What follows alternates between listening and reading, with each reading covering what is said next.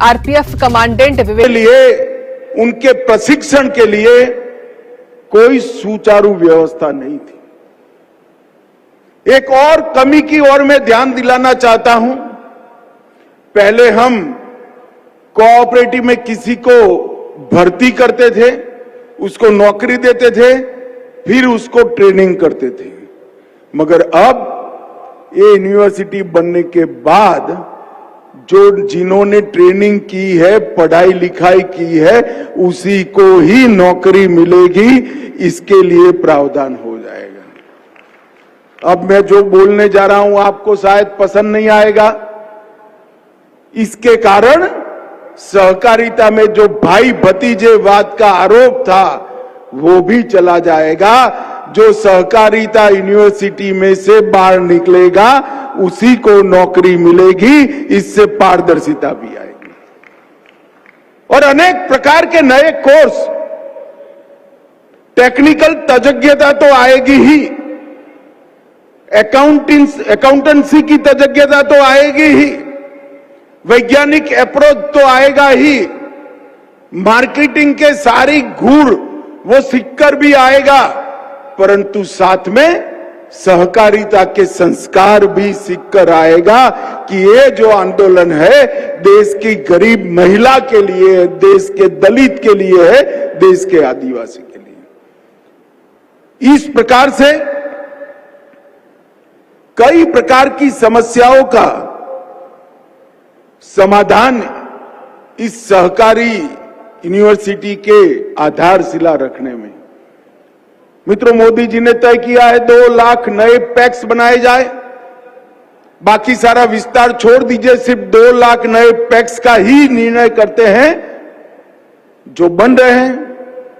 और मुझे विश्वास है कि इस वर्ष तक हम 60,000 बना लेंगे तो 2 लाख पैक्स में ही 17 लाख कर्मचारी चाहिए। और कई सारी जिला डेयरियां बन रही है, कई सारी डेयरीज बन रही है। ये सब के लिए ट्रेन मैन पावर की जरूरत पड़ेगी जो त्रिभुवन सहकारिता विश्वविद्यालय पूरा करेगा। आज यहां पर 125 एकड़ में 500 करोड़ की लागत से विश्व का पहला त्रिभुवन सहकारी यूनिवर्सिटी का आधारशिला रखने का काम किया। ये यूनिवर्सिटी कोऑपरेटिव में नीति निर्माण का काम करेगी, डेटा विश्लेषण का काम करेगी, 5 साल, 10 साल और 25 साल की देश भर के कोऑपरेटिव के विकास की रणनीति करने का काम करेगी। अनुसंधान को भी इस यूनिवर्सिटी के साथ जोड़ा गया है। और सबसे बड़ी बात है, ये यूनिवर्सिटी सिर्फ सहकारी कर्मचारी पैदा नहीं करेगी, यहां से त्रिभुवन भाई जैसे समर्पित सहकारी नेता भी पढ़ लिख कर सहकारिता क्षेत्र की नेतृत्व करेंगे। और मित्रों, सीबीएसई ने शुरुआत की है। भूपेंद्र भाई विधानसभा अध्यक्ष और शिक्षा मंत्री तीनों यहां बैठे हैं। मेरा आग्रह है कि सीबीएसई ने पुस्तकों में, अभ्यासक्रम में 9 से 12 तक की कक्षा में सहकारिता विषय को जोड़ा है। गुजरात सरकार भी अपने अभ्यासक्रमों में सहकारिता विषय को जोड़े, जिससे आम लोग सहकारिता के महत्व को जाने। मित्रों, जब मैं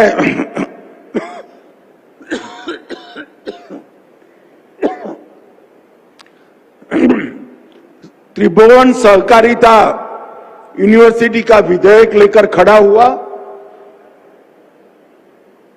उसके पहले अध्यक्ष जी ने मुझे चैम्बर में बुलाया। उन्होंने कहा कुछ कांग्रेस के नेता मिले थे, वो कह रहे थे कि इसका नाम त्रिभुवन क्यों रखा है। मैंने बोला ठीक है अध्यक्ष जी, अब उनका विरोध है तो मुझे जवाब देना पड़ेगा, क्या कर सकते हैं, ये तो सरकार का निर्णय है।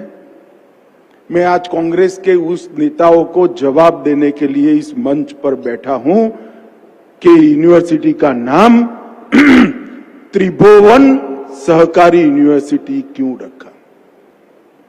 शायद उन लोगों को मालूम नहीं था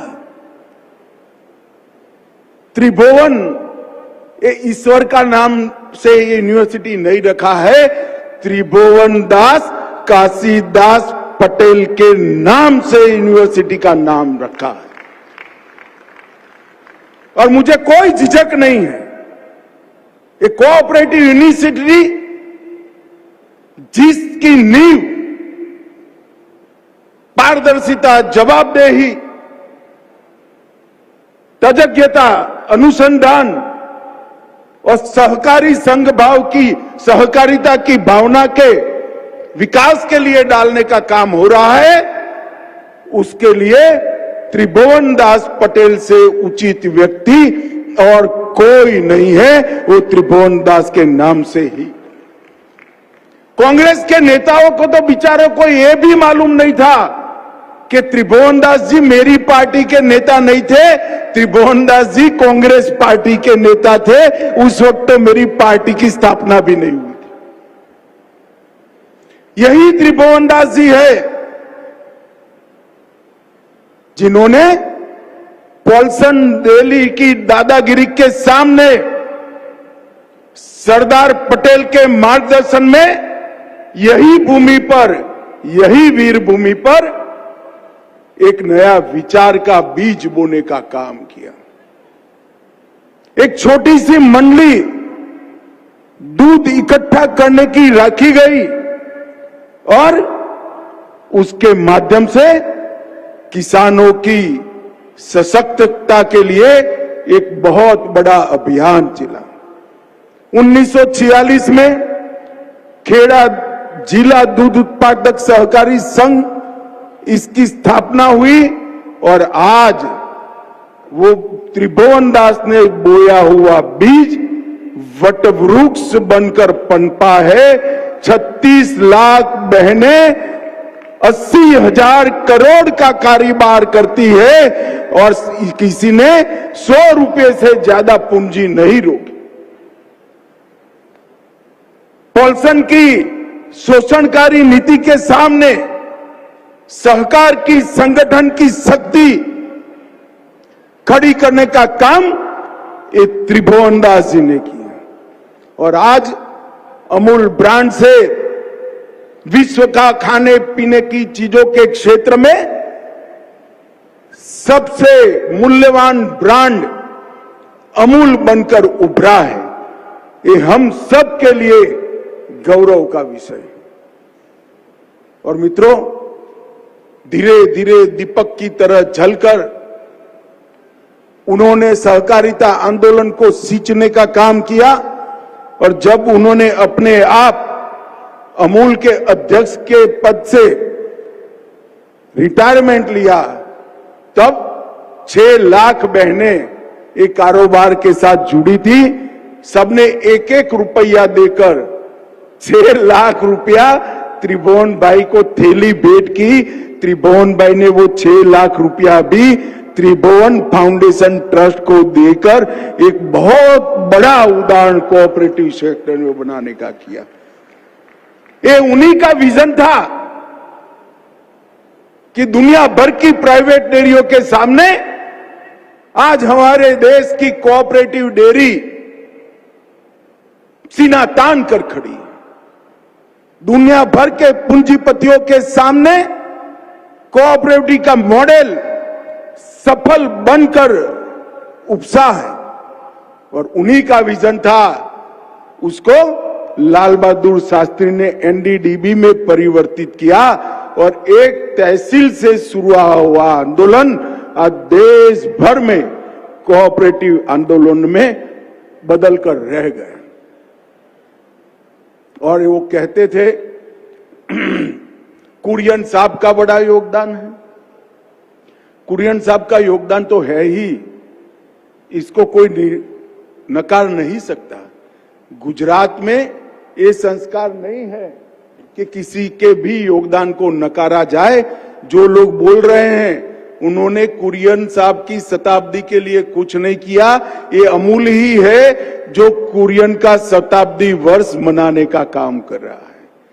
और कुरियन साहब को नीदरलैंड पढ़ने लिखने के लिए भेजने का काम भी हमारे त्रिभुवन दास पटेल साहब ने किया था और उन्होंने उनको फ्री हैंड देकर ये पूरी चीज का निर्माण कर। एक सहकारी नेता हर सदस्य की भलाई के लिए सोचकर अगर काम करता है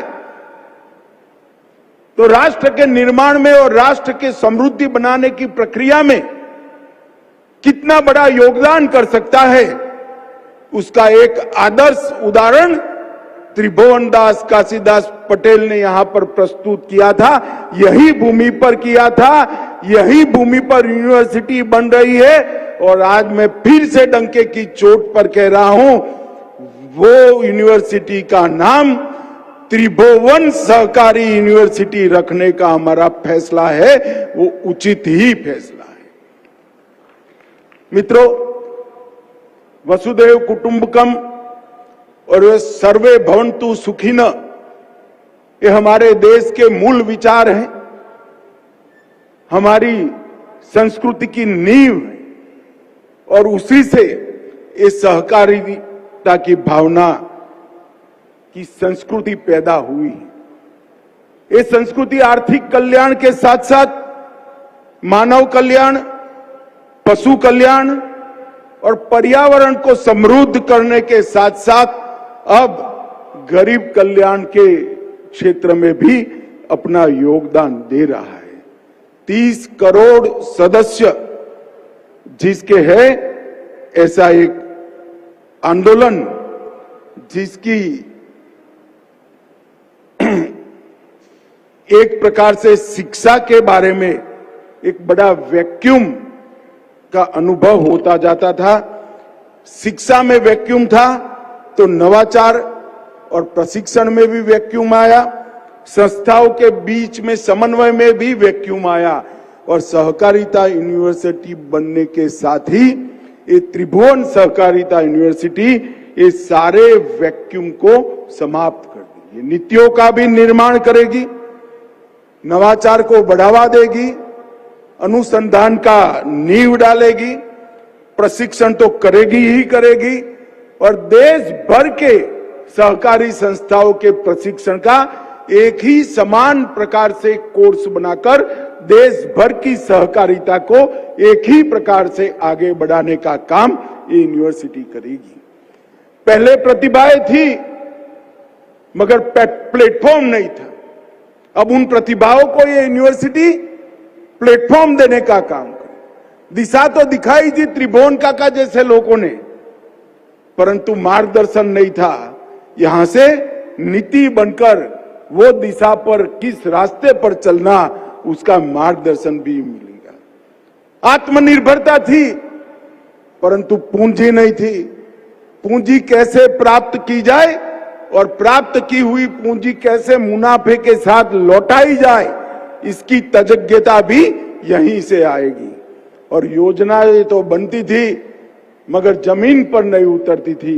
2 लाख पैक्स और पुराने 85,000 पैक्स के माध्यम से सभी योजनाओं को जमीन तक उतारने का काम ये त्रिभुवन सहकारिता यूनिवर्सिटी देखेगी। एक प्रकार से देखा जाए तो इस मेगा वैक्यूम को भरने का काम त्रिभुवन सहकारिता यूनिवर्सिटी करेगी। वो वैक्यूम ने हमारे सहकारिता आंदोलन को एक प्रकार से सिकुड़ कर रख दिया था। अब वो फलेगा, फूलेगा, आगे बढ़ेगा और पूरे विश्व में सहकारिता का सबसे बड़ा गढ़ अगर कहीं बनेगा तो हमारे भारत में बनेगा। एक युगांतकारी कदम नरेंद्र मोदी जी के नेतृत्व में हमने लिया है और यही यूनिवर्सिटी और यहां बनाई हुई नीतियां और अभ्यासक्रम सहकारिता के आर्थिक मॉडल से जन आंदोलन में परिवर्तित करने का काम करेंगे। मित्रों, मुझे पूरा विश्वास है कि सहकारिता हमारे ग्रामीण अर्थव्यवस्था और टाउन की अर्थव्यवस्था की राष्ट्रीय मुख्य विकास धारा बन जाएगी, इसमें मुझे कोई आपत्ति नहीं है। NCEL, NOCL और BBSL जो बीज, एक्सपोर्ट और प्राकृतिक खेती के उत्पादों को बेचने का काम कर रहे हैं, विश्व की सबसे बड़ी अन्न भंडारण योजना हमने आगे बढ़ाई है और इसके साथ साथ कई सारे इनिशिएटिव हमने लिए हैं। परंतु ये सब के लिए योग्य कर्मचारी मिलना, इस सब के लिए योग्य सहकारिता आंदोलन के सिपाही मिलना, ये काम ये यूनिवर्सिटी करेगी। पैक्स, डेयरी, मत्स्य पालन, शहरी सहकारी बैंक, आवास, क्रेडिट और खादी ग्राम उद्योग, कई सारे क्षेत्रों में अब एक्सपर्टी की जरूरत है। हम कोऑपरेटिव टैक्सी भी लाना चाहते हैं, कोऑपरेटिव इंश्योरेंस कंपनी भी बनाना चाहते हैं। अगर ये सब करना है तो हमें हर क्षेत्र के विशेष ज्ञान वाले अधिकारी भी चाहिए, कर्मचारी भी चाहिए और सहकारी नेता भी चाहिए। अब पैक्स नई पीढ़ी की सहकारिता को स्टार्टअप के साथ जोड़ेंगे। डिजिटल प्लेटफॉर्म, डेटा ड्रिवन निर्णय और डेटा के आधार पर एनालिसिस कर नीतियों का निर्माण करना है, वो हमारी यूनिवर्सिटी करेगी। इसमें डिजाइन और विषय वस्तु का मानकीकरण, सहकारी क्षेत्र में उत्कृष्ट केंद्रों का स्थापन, अनुसंधान केंद्र और हर राज्य में संबंध कोऑपरेटिव प्रशिक्षण के संस्थान बनाने का काम ये यूनिवर्सिटी करेगी। शुरुआत अभी हुई है, पूरा अभ्यासक्रम बनाने की प्रक्रिया भी चल पड़ी है। इससे मैं आज पूरे देश के सहकारिता क्षेत्र का आह्वान करना चाहता हूं कि देश भर के सहकारिता के प्रशिक्षण से जुड़े हुए विशेषज्ञ सहकारिता यूनिवर्सिटी, त्रिभुवन सहकारी यूनिवर्सिटी से जुड़े और अपना योगदान दे। भाइयों बहनों, मुझे विश्वास है कि यूनिवर्सिटी आने वाले दिनों में देश भर की सहकारिता को मजबूत करेगी, आगे बढ़ाएगी और एक प्रकार से सहकारी कार्यकर नाते मुझे संतोष भी है, मोदी जी ने आज त्रिभुवन काका को सच्ची श्रद्धांजलि देने का काम किया है। हम सब ने त्रिभुवन काका के योगदान को एक बार जोर से ताली बजाकर समग्र देश के सामने रखना चाहिए। और आज इस पुण्य कार्य में आप सभी लोग जुड़े हैं, आप सभी का बहुत बहुत धन्यवाद। और यूनिवर्सिटी के संचालक जो नए बने हैं वो सभी को अनंत अनंत शुभकामनाएं। वंदे मातरम।